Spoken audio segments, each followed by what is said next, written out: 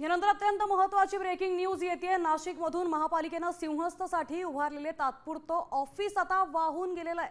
आपण पाहतोय नाशिकमध्ये मुसळधार पाऊस कोसळतोय। तपोवन परिसरात सुरू असलेल्या कामासाठी उभारण्यात आलं हे शेडचं जे ऑफिस होतं ते आता पाण्याच्या प्रवाहात वाहून गेलेलं आहे।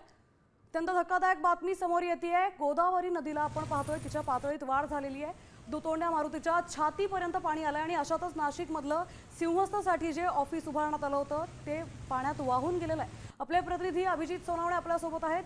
अभिजित, आता हे ऑफिसच वाहून गेल्याची माहिती मिळतेय, काय नेमकी परिस्थिती आहे?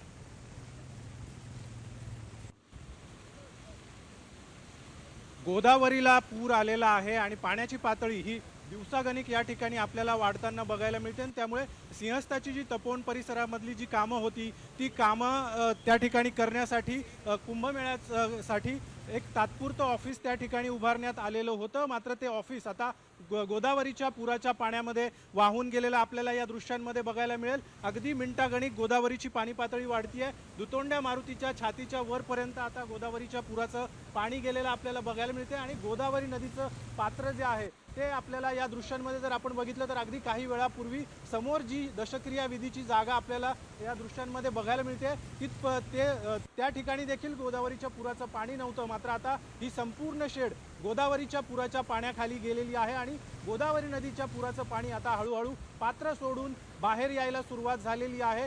रामसेतू पुलाला गोदावरीच्या पुराचं पाणी लागलेलं आहे। त्यामुळे हा सगळा फटका जो आहे गोदावरीच्या पुराच्या पाण्याचा हा आता आजूबाजूच्या परिसरामध्ये देखील बसायला सुरुवात झालेली आहे। तपोवन परिसरामध्ये देखील गोदावरी नदी दुथडी भरून वाहती आणि त्या ठिकाणी गोदावरी नदीच्या सिंहस्थ कुंभमेळ्याच्या पार्श्वभूमीवर घाटांची कामं सुरू आहे। मात्र त्या ठिकाणी त्या कामांसाठी जे तात्पुरतं ऑफिस उभारण्यात आलेलं होतं ते ऑफिस देखील आता गोदावरीच्या पुराच्या पाण्यामध्ये वाहून गेलेलं आहे।